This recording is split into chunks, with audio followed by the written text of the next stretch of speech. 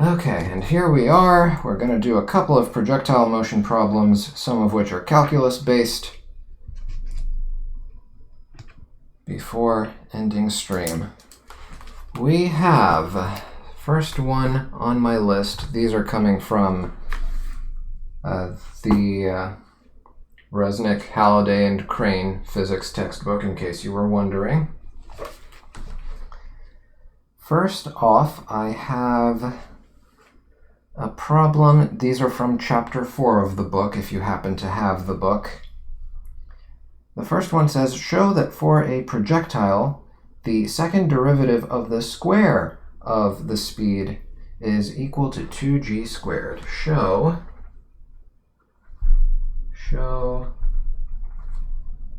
that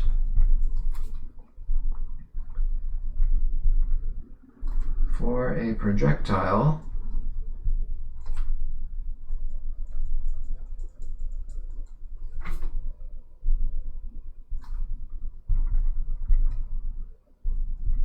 the second derivative of v squared with respect to time is equal to 2g squared.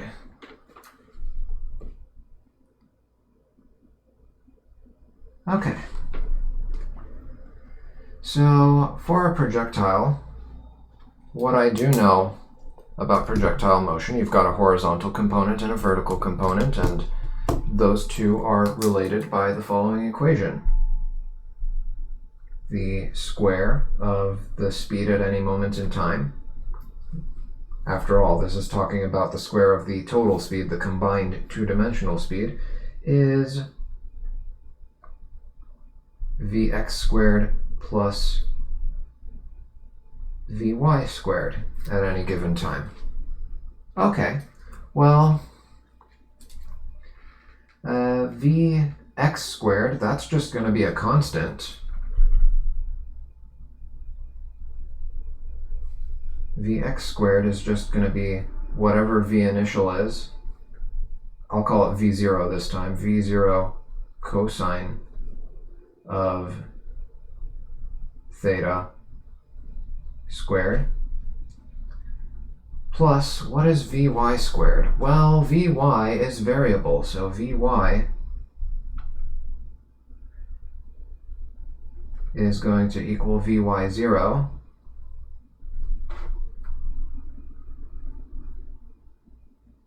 minus g times t at any given time. And vy0 is just v0 sine of theta. I don't think that's going to be relevant, but I'll expand it.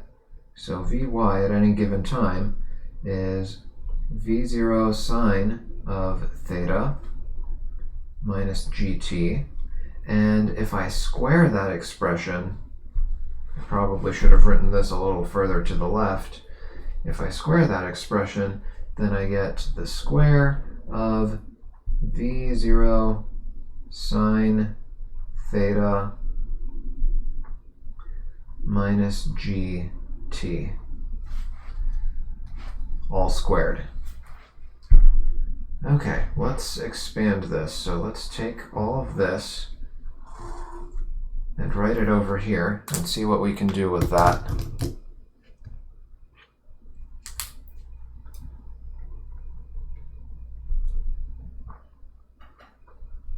So v squared equals v0 squared cosine squared theta plus, if I FOIL this, it's going to have a v0 squared sine squared theta, but also minus 2 v0 gt sine theta, and plus g squared t squared, plus g squared t squared. Okay. if I take the first derivative of v squared with respect to t, then I would get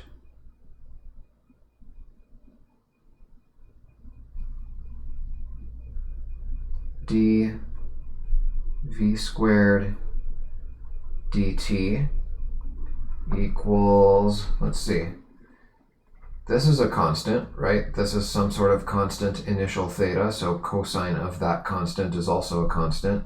The v0 is a constant, so this is constant plus constant. Their derivative is 0. Sine theta is a constant.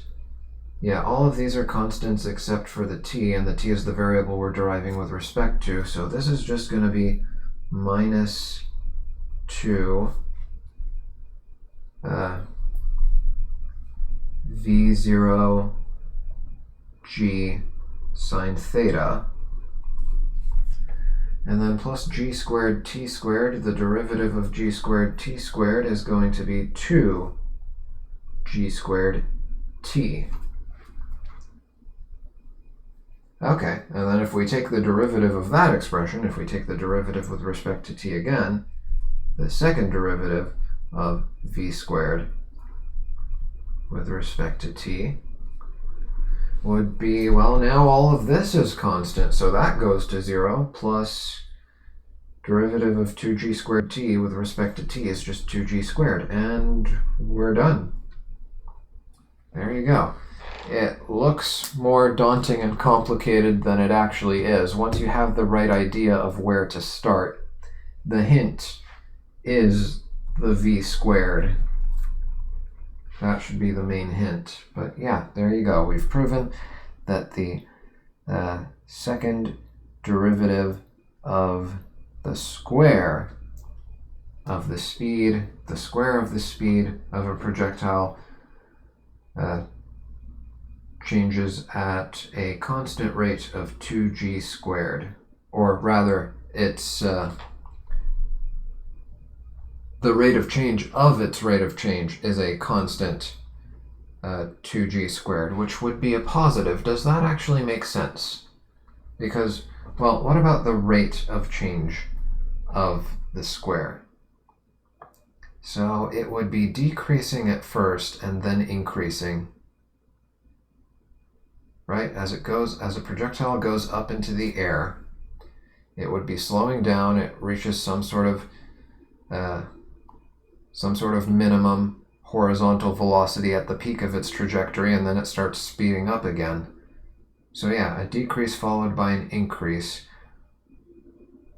which would be concave up. So yes, a second derivative being positive makes perfect sense. A decrease followed by an increase, that's concave up, or positive second derivative, in other words, for those of you who have gotten that far in your calculus. Okay, it makes sense. So that was 11 in the problems section of the book, if you happen to have the book. I don't know if you have a different edition. I have the 5th edition, just for those who want to follow along. Number 12 says a projectile is launched from the origin at an angle of phi0. A projectile is launched from the origin at an angle of phi0. So I guess I will draw that. Actually, I'll draw that up here so that it's not in the way. So a projectile launched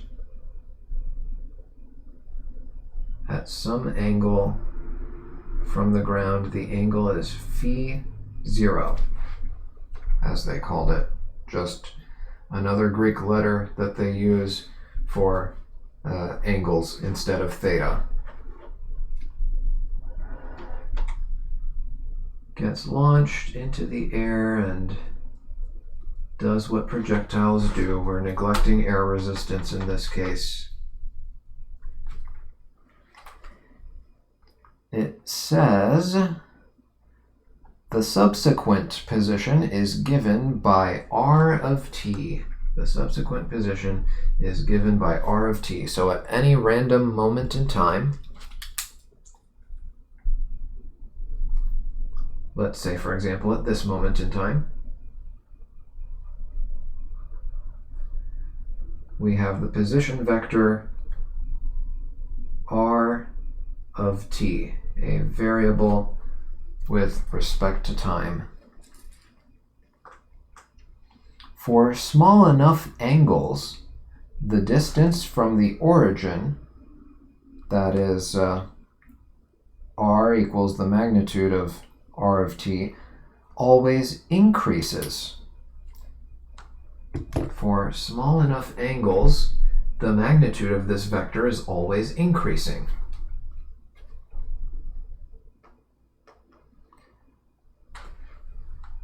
For small enough angles, r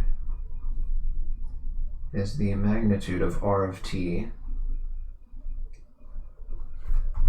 and this plane r, this magnitude, is always increasing for small enough angles. However, if a projectile is launched nearly straight up, it rises to a highest point, then moves back toward the origin so that the distance to the origin first increases, then decreases. So if they fired it straight up, at first distance would be increasing. So this r, this magnitude, would be increasing, but then it would switch back to decreasing pretty quickly. Well, I don't know how quickly. I guess it depends on how much initial vertical velocity it was given. Their question is, what initial launch angle, phi c, the c stands for critical, divides the two types of motion? So basically what they're saying is, you've got, for shallow angles, even though the object is coming down, which would have it actually get closer to the origin, because of its horizontal motion, overall, it's still going to end up farther away if the angle is shallow enough. If the horizontal velocity is high enough, then the decrease in distance from the origin due to falling back down is more than compensated for by the increase in distance due to the horizontal part of the motion. But at some point, if the angle is high enough, then the horizontal motion is not fast enough to keep up with the decrease due to falling back down. And overall, the object ends up getting closer after reaching its peak, after reaching its maximum height. So their question is, at what angle, what's the highest angle where you're still able to have a strictly increasing r in terms of magnitude? What's the angle, what's the maximum angle where that can still happen, is another way to rephrase the question. Okay, let's figure out what we want to do with this one. I know I solved it before, but right now my mind is kind of blank, so let's figure out what we can figure out. So I want to find an expression for r of t, definitely. I definitely want to find an expression for r of t so that I can find an expression for its magnitude. So r of t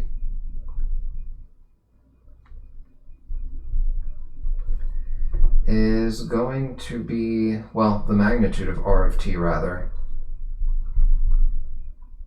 is going to be made of two components. It's going to be the square root of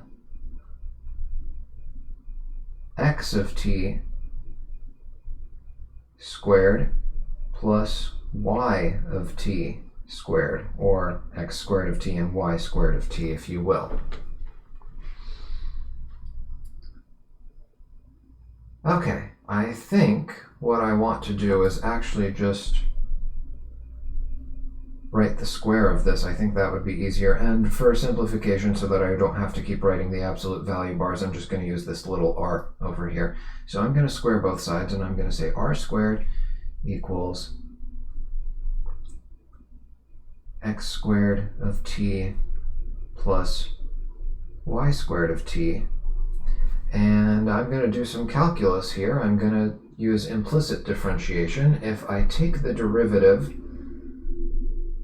with respect to time, I get 2r dr dt equals 2 x of t x prime of t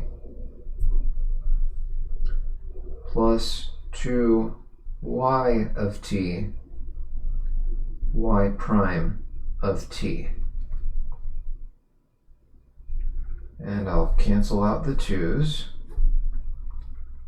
You don't have to do it like this, by the way. You could, if you don't know implicit differentiation, you could still do this if you substitute x of t with vx times t and substitute y of t with, if you use your kinematics equations, you could do x of t is equal to whatever, v0 cosine of phi 0 times t, and y of t would just be v0 sine phi 0 times t minus 1/2 gt squared. And then you have everything in terms of t, and you can just take the derivative of r with respect to t that way if you really wanted to.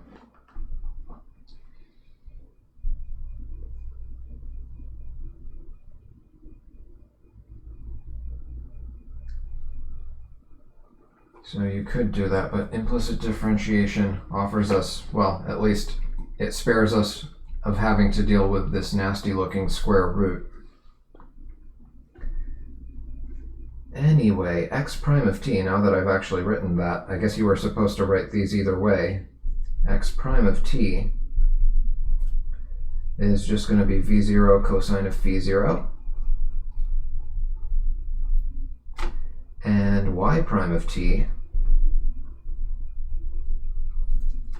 is going to be v0 sine of phi 0 minus, let's see, 2 and 1/2 cancel out, and we're left with minus gt. Oh wow, it's just the first equation of kinematics. What a surprise. It's not actually a surprise. Okay, and I guess, oh no, I think I'm having flashbacks. I think I remember this being a really, really ugly problem, algebraically speaking. Oh no, oh no. I can already feel it. Some part of it is coming back to me, and I don't like what I'm starting to remember.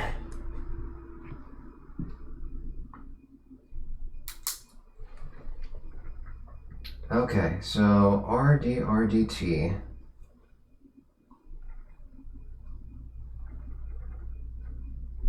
r dr dt equals, oh boy,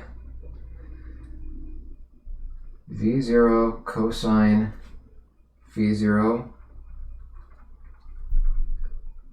times t times x prime of t, so this times v0 cosine phi 0. Okay, I can already see some parts that will simplify, so that's a saving grace. Plus y of t, that whole mess, v0 sine phi 0 times t minus 1/2 g t squared times v0 sine phi 0 minus gt.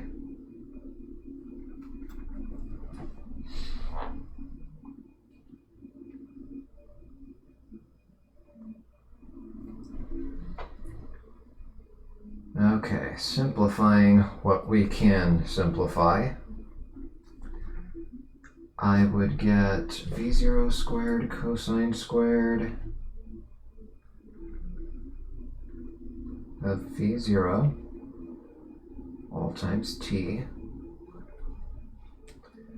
plus, okay, I know I get a v0 squared sine squared phi 0 over here. v0 squared sine squared of phi 0 times t, so that's something that can simplify nicely. It'll just be v0 squared times t. We'll just use sine squared plus cosine squared equals 1 to simplify that part. And then we've got minus v0 sine phi 0 times t times gt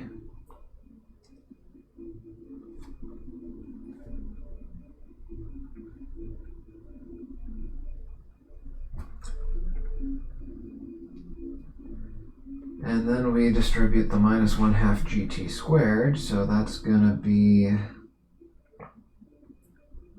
minus 1/2 v0 sine phi 0 gt squared, and minus 1/2 gt squared times minus gt, so that's plus 1/2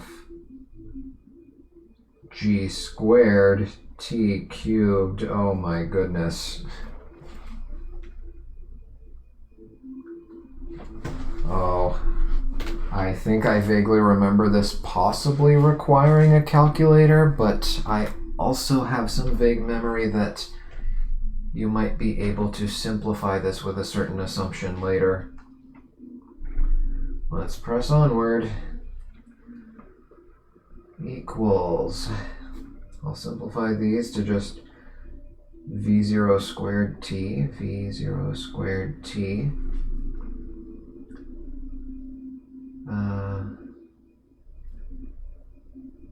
Oh, and I think there's a quadratic in here. Minus...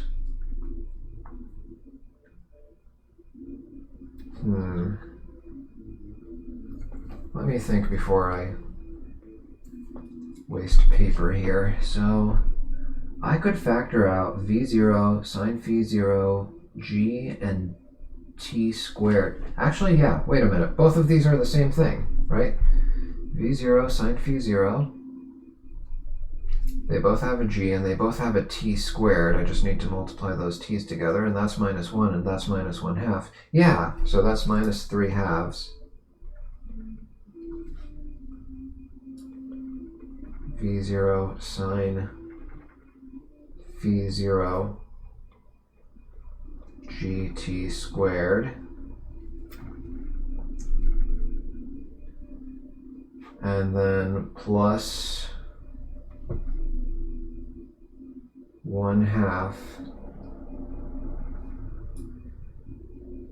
g squared t cubed.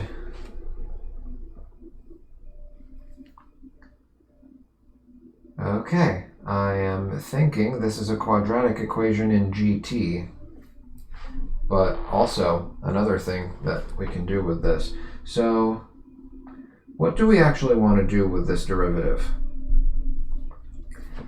We want to find the point where dr dt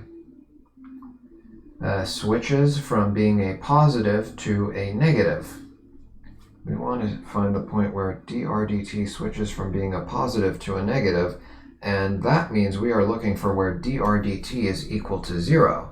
So we want to set this equal to 0.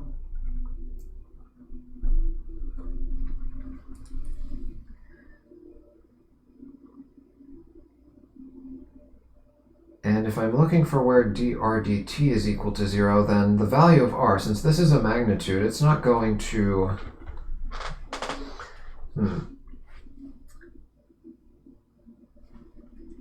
Basically, we can leave out this r. Dr dt is equal... r dr dt is equal to 0 in the same places where dr dt is equal to 0. So we can leave out the r from this whole mess. We don't need to rewrite it as square root of x squared plus y squared and put it in the denominator and make things messier for ourselves. I mean, if we want to, we can divide across everywhere by r and then multiply the r over to the right-hand side of this part of the equation and just cancel it out by multiplying it by the 0. So yeah, we are looking for where this expression is equal to 0. I can factor a t out of this, and I think I'm going to rearrange it so that it looks like a quadratic. So I'm going to write 0 equals,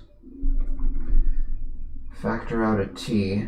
In fact, we could just divide the whole equation by t, but I'll write it factored out first. And then we'd have, I'm going to write this term first, so that's 1/2 g squared t squared, and then minus 3/2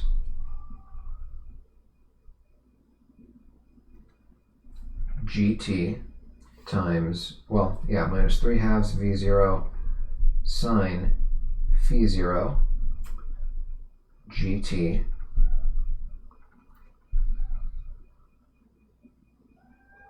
and then plus v0 squared.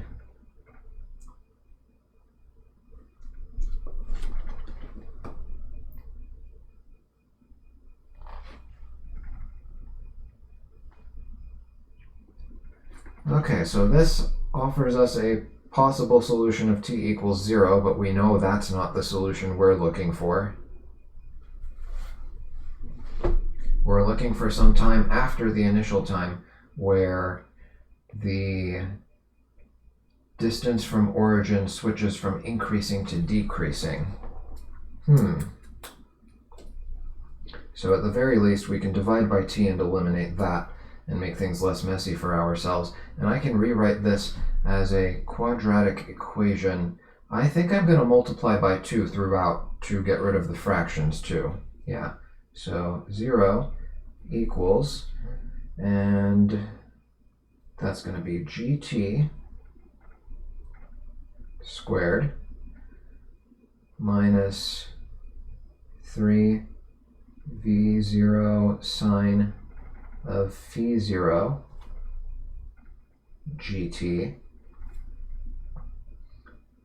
plus 2 v0 squared.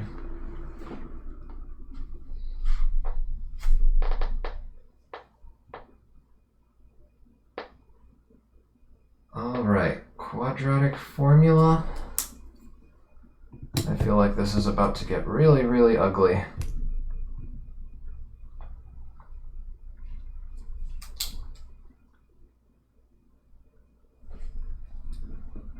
gt equals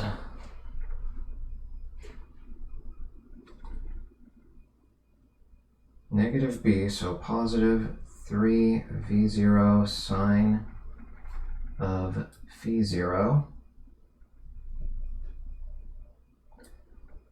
plus or minus the square root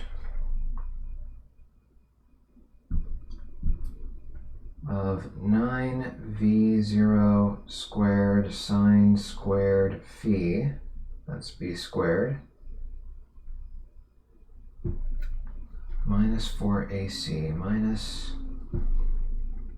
4 times 1 times 2, so minus 8.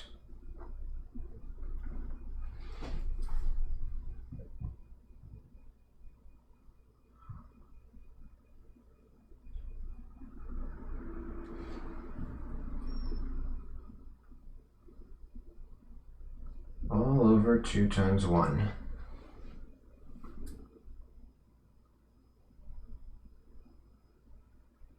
What can I do with this?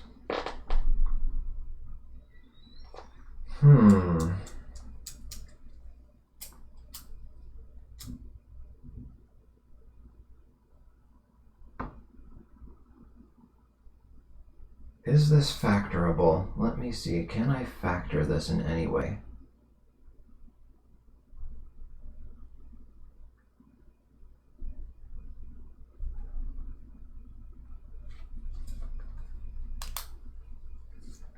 No, I don't see that happening. Well, no, hold on. Let me think about this.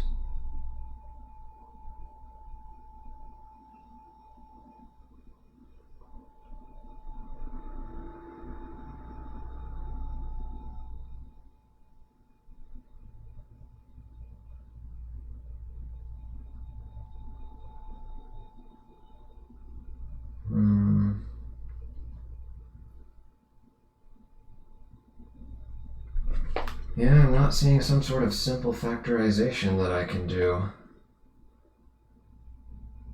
I feel like I'm missing some sort of special trick here. There's got to be something here that I'm missing that will make this a lot easier. What am I missing?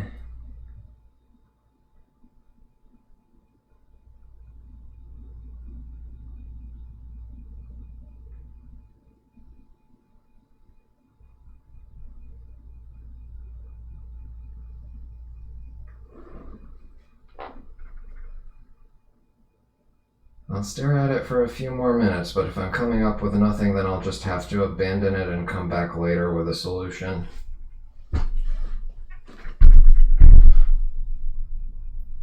I know I've done this before.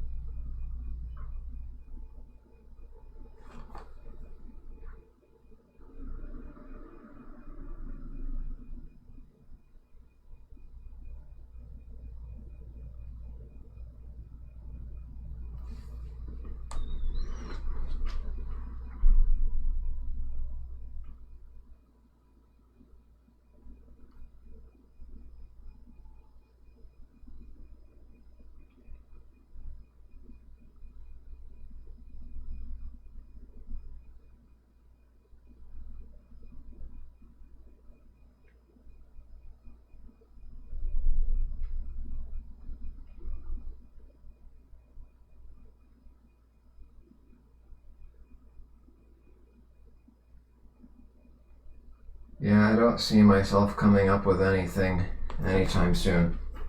I'll leave this alone for now, and I'll come back to it later, either in an update video or a pinned comment or something. Maybe I'll just record like a separate unlisted video and put it in the description of this one once the recording gets posted. Because right now I'm not really seeing a path forward.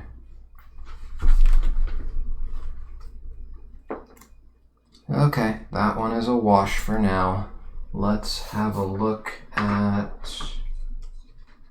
Oh, I still have the backside of this available. Let's have a look at the next one on the list.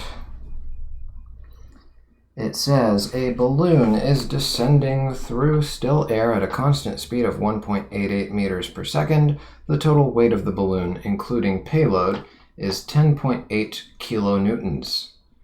A constant upward buoyant force of 10.3 kilonewtons is exerted on the balloon.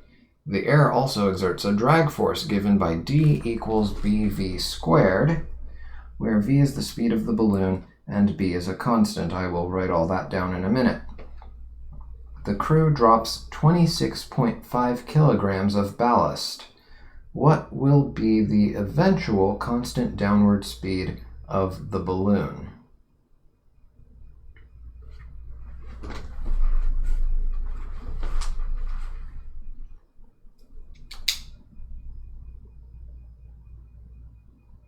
So the balloon is descending through still air at constant speed of 1.88.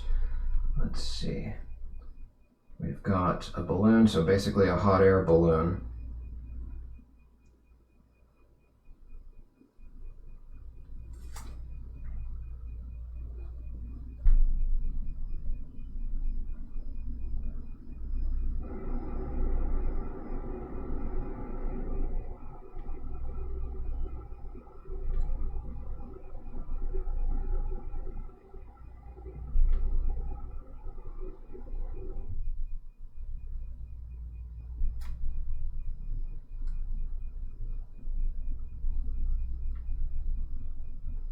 I'm probably putting way too much time into this illustration, and it still ended up poorly.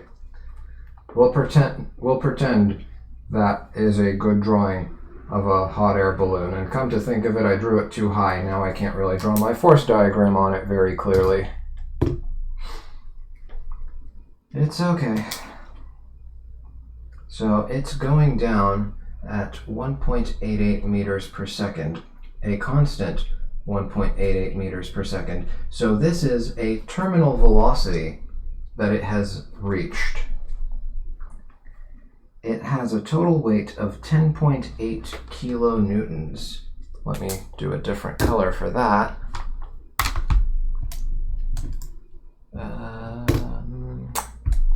Blue. Wait, no, not a darker blue. That's not good. Let's go with orange. So it's got a total weight, force of gravity equals 10.8 kilonewtons, and a constant upward buoyant force of 10.3 kilonewtons.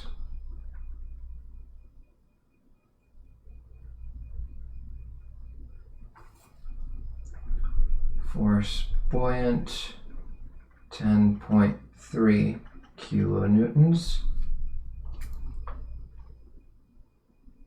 And the air also exerts a drag force given by D equals BV squared. D equals BV squared, where V is the speed of the balloon and B is a constant, and we can use this initial situation to solve for the value of B.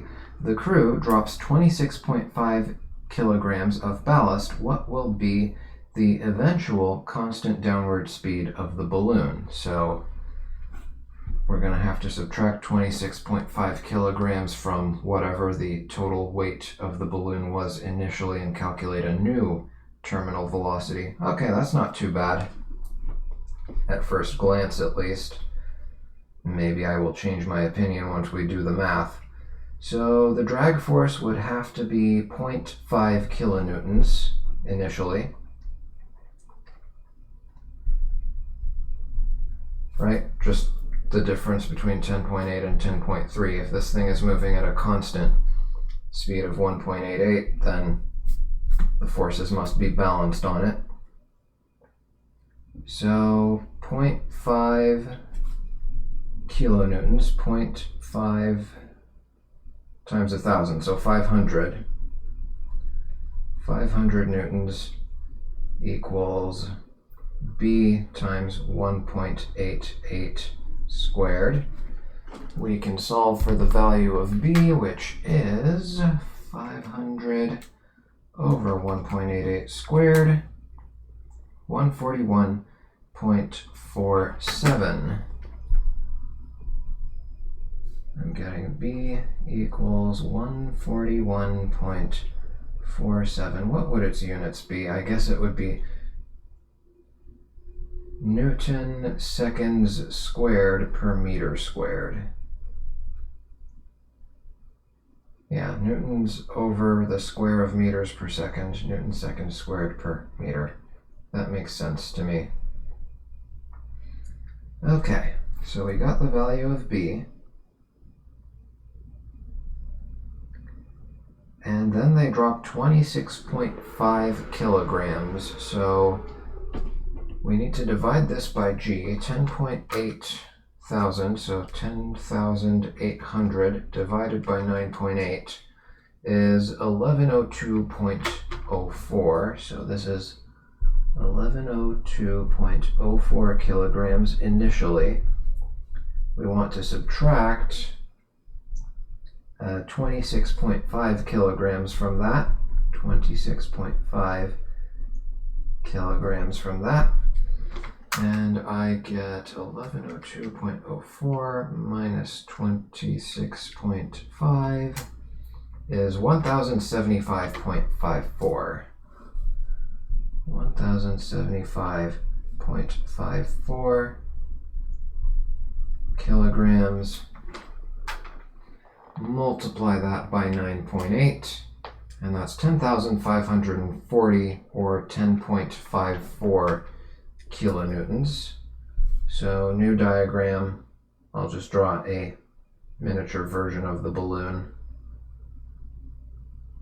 That kind of looks more like a light bulb than a balloon, but we'll have to go with it. So now we have force of gravity is 10.54 kilonewtons.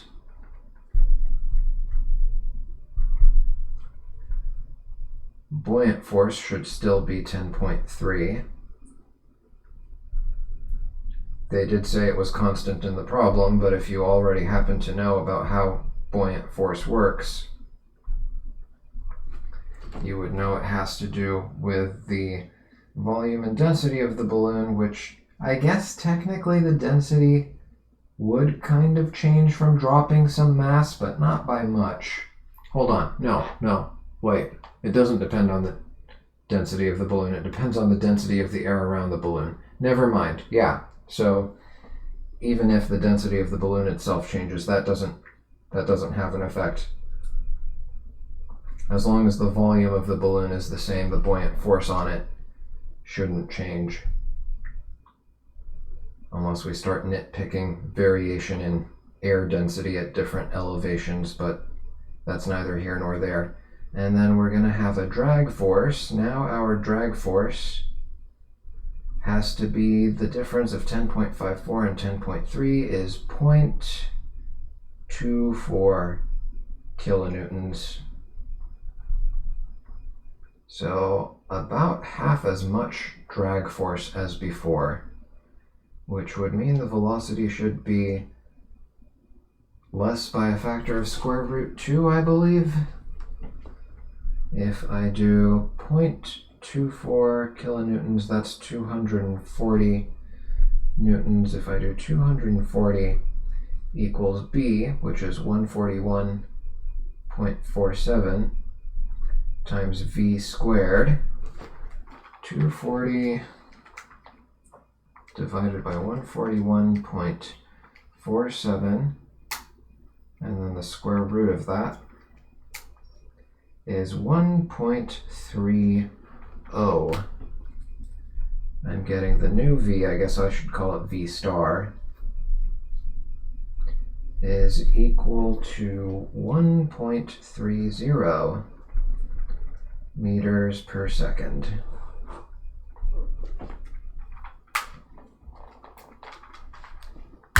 Okay, that was less terrible than the previous problem, at the very least.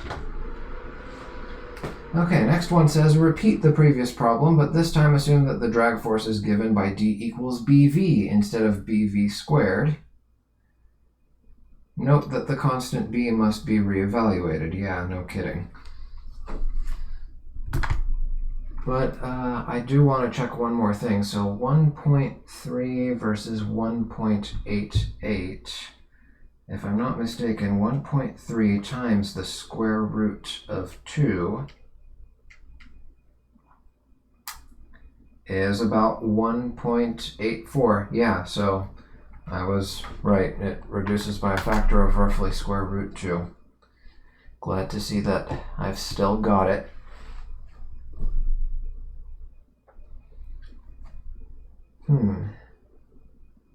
Yeah, let's do it. I mean, why not? There is no harm. So most of our calculations stay the same. The 0.5 kilonewtons is the same. The 0.24 is the same. The value of B changes So yeah, the only thing that changes is the value of b and therefore the value of v. So 500 divided by just 1.88 to the first power, so that's the only major change here. 500 equals b times 1.88, and then 240 equals b times what I called v star. So to solve for v star, let's see, 240 over b, so b is 500 over 1.88, 500 over 1.88 is 265.96, so this time I'm getting b equals 265.96 if I round to 2 decimals, and that's Newton seconds squared, or no, wait, different units. Newton seconds per meter without the squares this time. Just Newton seconds per meter. And then 240 divided by 265.96 is 0.90. I'm getting v star equals 0.90 meters per second this time. Does that make sense? Well, it is slower than 1.88, that's for sure. And we do have a bigger b.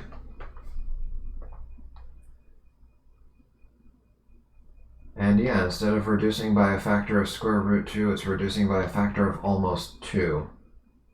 Instead of reducing by a factor of almost root 2, it's reducing by a factor of almost 2. From 1.88 to 0.9, that's almost a 1-2 ratio. Makes sense that it's not exact because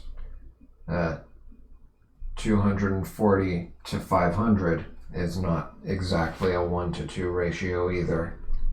Okay, yeah, I find that convincing. I don't think I messed up anything major there. Okay, and then 15, was that the last one I had on the list? No, there's one more after that. Okay, 15 says a body of mass m falls from rest through the air. A drag force, d equals bv squared, opposes the motion of the body. What is the initial downward acceleration of the body? After some time, the speed of the body approaches a constant value. What is this terminal speed? And what is the downward acceleration of the body when v equals half of that terminal speed? Okay, so I think this one is actually even easier than the previous one, at least at first glance. Which color do I want to use? I think I haven't used pink in a while.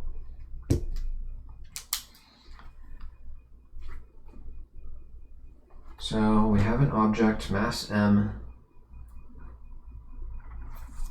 And let me draw that bigger. Let me write the m first, then draw. And it's initially at rest. So what is the initial downward acceleration of the body? Just g. At first, it has no velocity, which means it has no air resistance acting on it. So if it's just gravity, its acceleration is just g. That's part A taken care of for you. I don't think you need me to explain that, especially if you've done Physics 1 or algebra-based physics before this course. After some time, yeah, calculate the terminal velocity if it follows a d equals bv squared formula. So we've got drag force, and we've got mg. After some time, the speed approaches some value. What is that value? So if we find that would be when the acceleration is 0, it stops speeding up. That would mean the net force is 0. That would mean the drag, the bv, squared at this terminal velocity is equal to mg. Divide by b and take the square root. V terminal equals the square root of mg over b.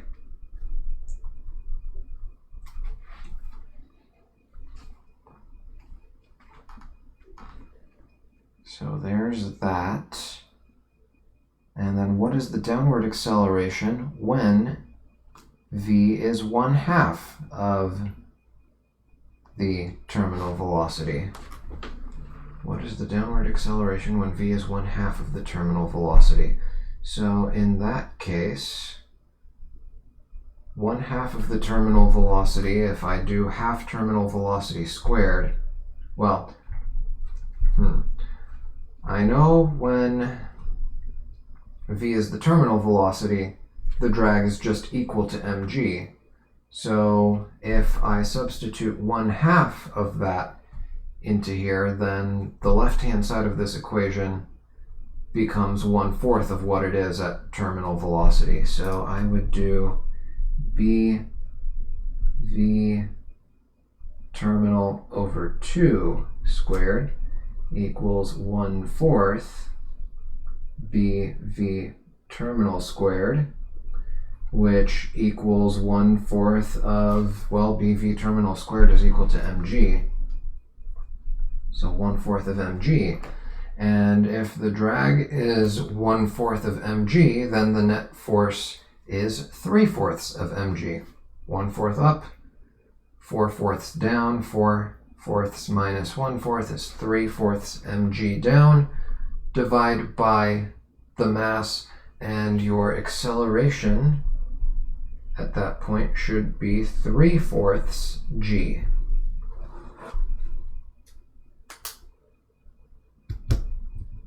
And there we go.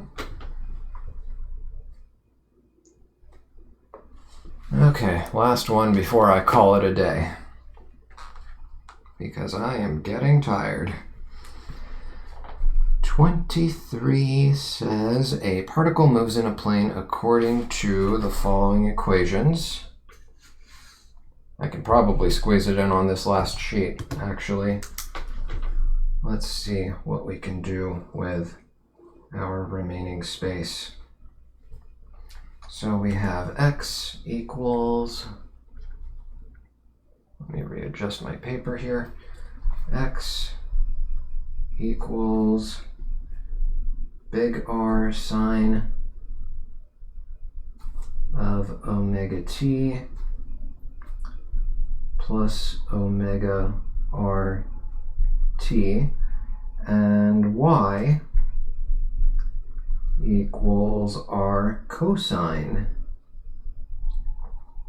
omega t plus r, where omega and r are constants. This curve, called a cycloid, is the path traced out by a point on the rim of a wheel that rolls without slipping along the x-axis. Part A, sketch the path. So if you've seen cycloids before, they just look like this. I've drawn a very crude version of it, but these humps are all supposed to be equally sized and the same smooth shape. Not semicircles, they're supposed to be like just sections of a parabola, if I'm not mistaken. And then calculate the instantaneous velocity and acceleration when the particle is at its maximum and minimum value of y. Calculate the instantaneous velocity and acceleration when the particle is at its maximum and minimum value of y. Okay, well, the velocity is going to have the x component and the y component, so whatever the instantaneous velocity is at time t, it's going to be the square root of vx at time t plus vy at time t, and vx of t and vy of t you can get by simply taking the derivative once for x and y. Same goes for the acceleration. If you take the derivative again, acceleration at time t is equal to the square root of, oh, and squared, I forgot the squares, equals the square root of ax squared of t plus ay squared of t. So yeah, just taking the derivative twice, that's not really that hard to do. When the particle is at its maximum and minimum value of y. So to find the maximum and minimum value of y, you just take the first derivative of y and set it equal to 0 and solve for the times where that occurs. And then determine whether those are maximums or minimums. Maxima or minima would be the proper pluralization, but you know, adding an s at the end is probably easier for most people to follow. I mean, it seems simple enough. Let's go ahead and take our derivatives. X prime of t is just gonna be r times omega times cosine of omega t. If you've learned your chain rule, you should know where this omega came from. Derivative of sine is cosine, and because there's a function inside of that sine, we also multiply the end results by the derivative of that function. Derivative of a constant times t with respect to t is just that constant, plus omega rt. So that's just going to give us omega r when I differentiate. Y prime of t is going to be negative r omega sine omega t plus nothing, because the derivative of r, the derivative of a constant, is 0. Okay. And those are vx and vy. And if I take their derivatives again, I guess I'll do that in another color.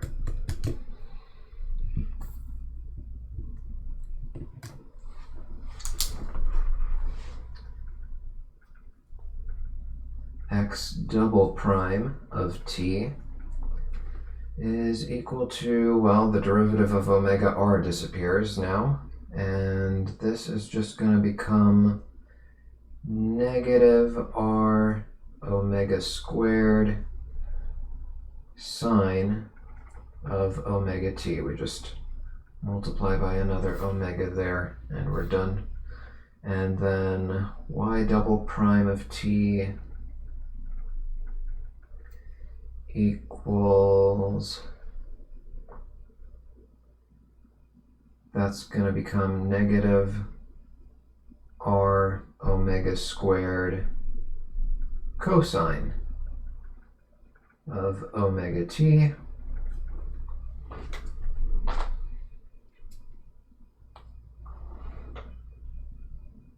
plus nothing else. Okay, and they wanted, let me read it again. They wanted the instantaneous velocity and acceleration at 2 points, when y is a maximum and when y is a minimum.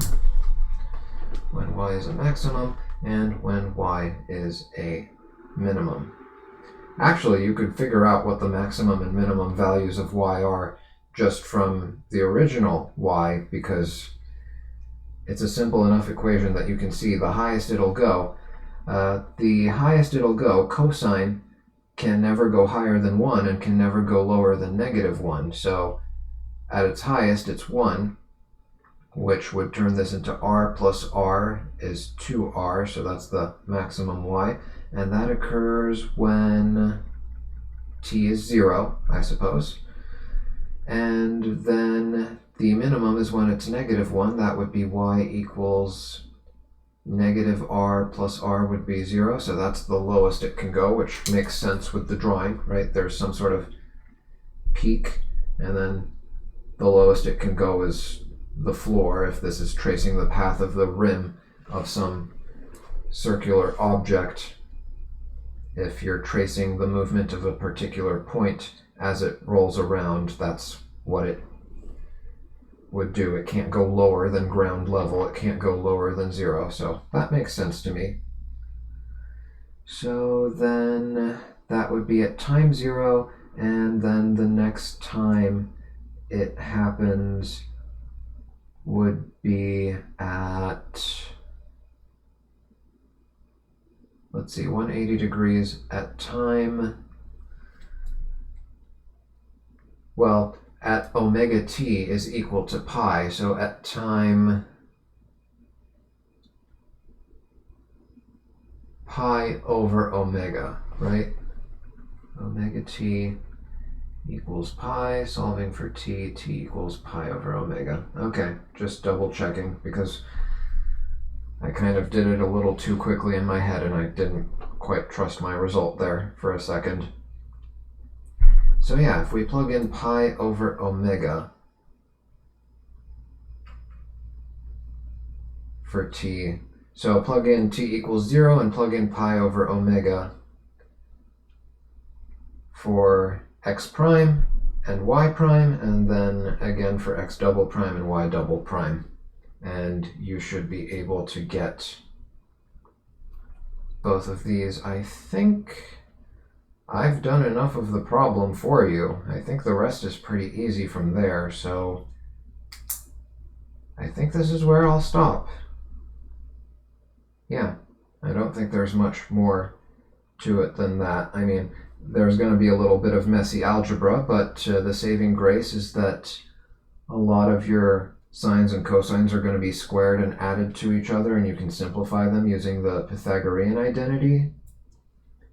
Am I missing anything? That omega r might give you a little bit of trouble for v, just algebra-wise, but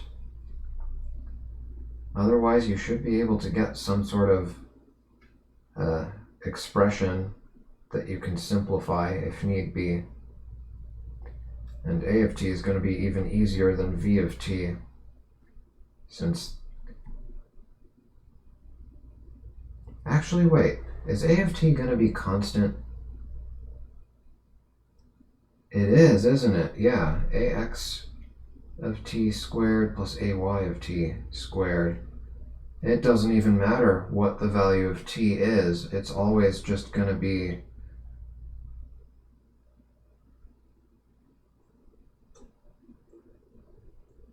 r omega squared once you take the square root. Okay, well, I did that one in my head, so this one should come out to r omega squared, and that one is going to be a little bit messier, but you should be able to do it on your own, provided what I have given. So yeah, I think this is where I will be calling it a day. At least I actually did some more traditional office hours this week instead of skipping like I did the past 2 weeks. So there's that. But I think 1 hour is about my limit for now, considering all the time I spent doing the physics stuff. Anyway, I will be back next week. Hopefully I'll be able to do more of this. I don't know what I will do next time, but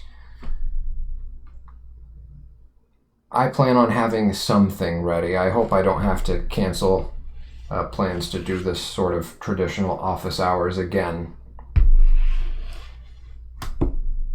And yeah, hopefully this was helpful. Take care, and I'll see you guys next time.